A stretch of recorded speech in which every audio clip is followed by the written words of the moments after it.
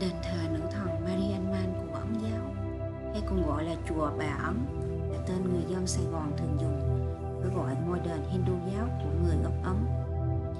Đền thờ nữ thần Mariamman, vị thần của mùa màng bội thu, đất đai màu mỡ, sức khỏe dồi dào, hôn nhân suôn sẻ, con cháu đông vui.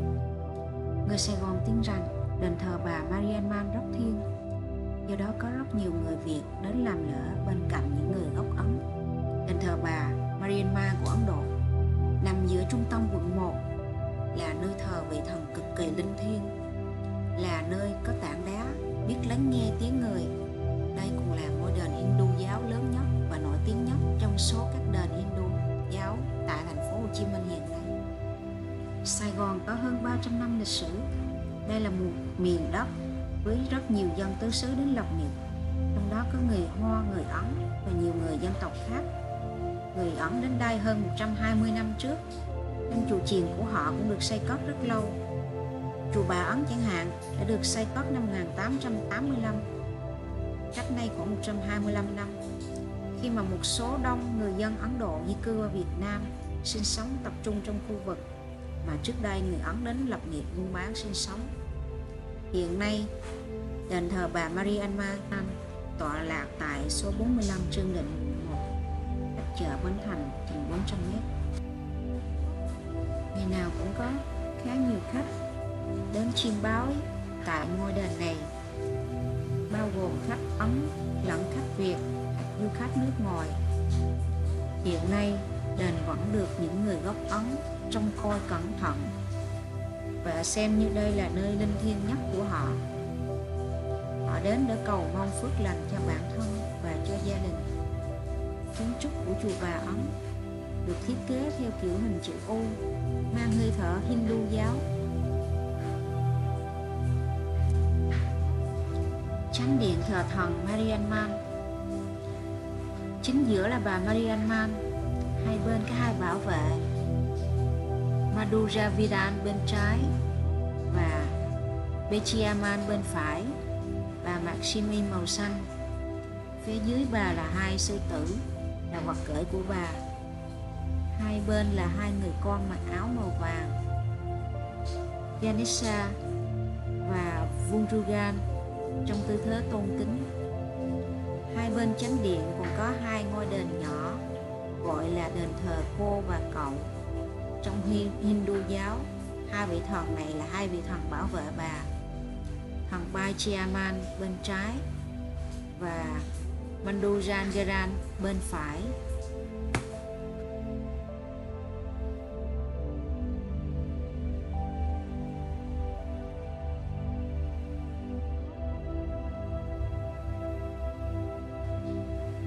Phía trước chánh điện là nơi thờ thần Krishna và thái tử Siddhartha Gautama. Trên nóc có rất nhiều tượng thần, tượng thú lớn nhỏ, chạm trổ vô cùng tinh xảo.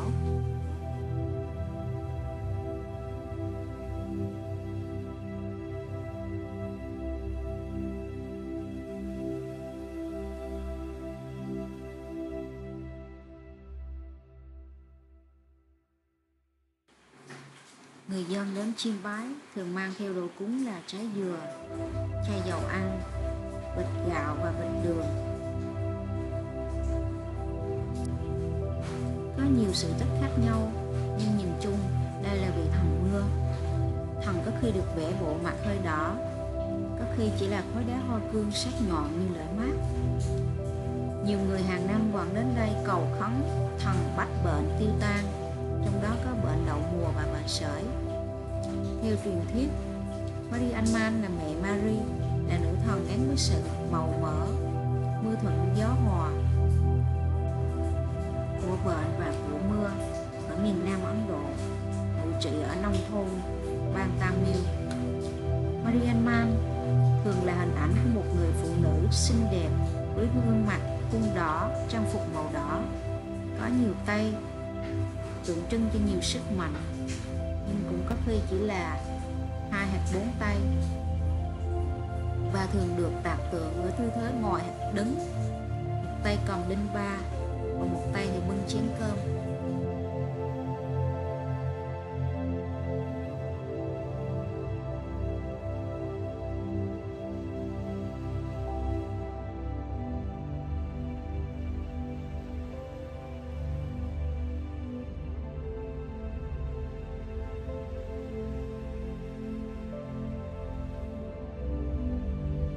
Trên nóc có rất nhiều tượng thần, tượng thú lớn nhỏ, chạm trổ vô cùng tinh xảo.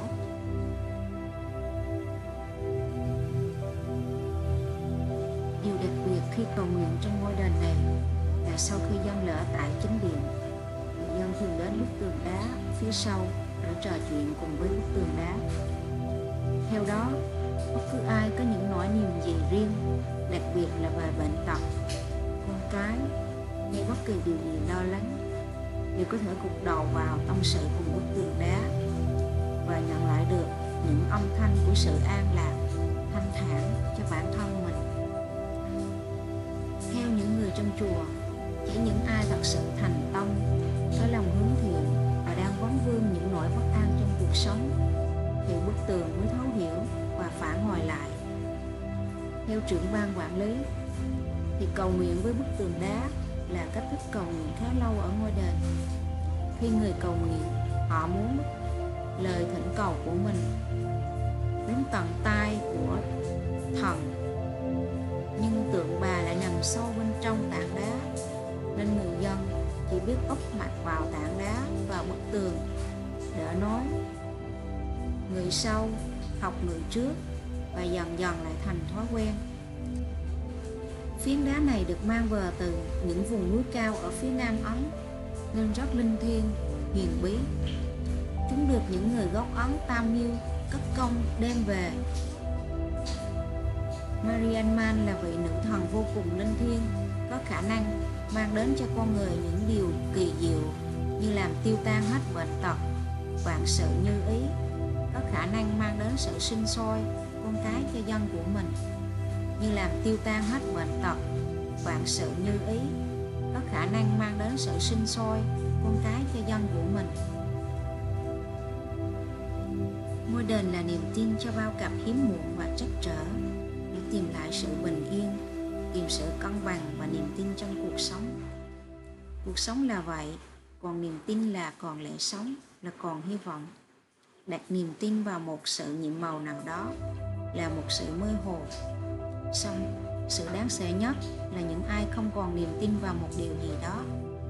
Tất nhiên, sự thành tâm không phải là một sự mơ hồ, mù quáng.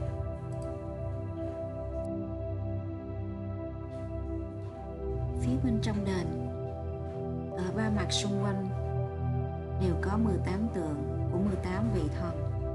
Họ đều là hóa thân của thần Shiva, Mariamman, một vị nữ thần mang tính mẫu, thần thoại trong Ấn Độ giáo, phổ biến ở miền Nam Ấn Độ. 18 vị thần tượng này là những phong thái khác nhau, tượng trưng cho 18 ước nguyện của người dân.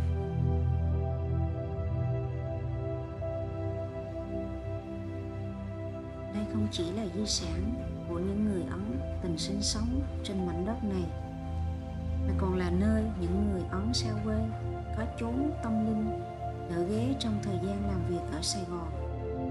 Ngay cả những người Ấn Độ khi du lịch sang Sài Gòn, họ cũng tìm đến ngôi chùa này để biết văn hóa của đất nước họ mà họ đã giữ gìn, phát huy và giao thoa ra sao so với nét văn hóa của người dân bản địa.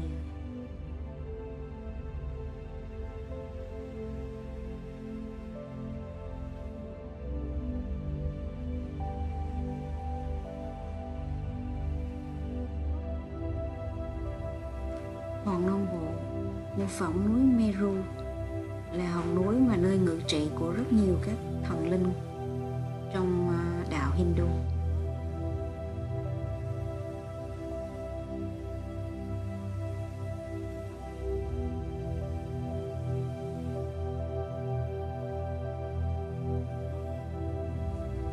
Hiện nay đền được ban trị sự, chính quyền quận 1 quản lý. Đền cũng tiếp đón các phái đoàn ngoại giao Ấn Độ đến chiêm bái. Không gian thờ cúng trang nghiêm và thanh tịnh. Tín ngưỡng thờ Mariamma tương đồng với các đền thờ mẫu của Việt Nam. Tuy diện tích khiêm tốn nhưng có lối kiến trúc độc đáo và đẹp mắt. Quản lý tốt, không hề có tính mê tín dị đoan.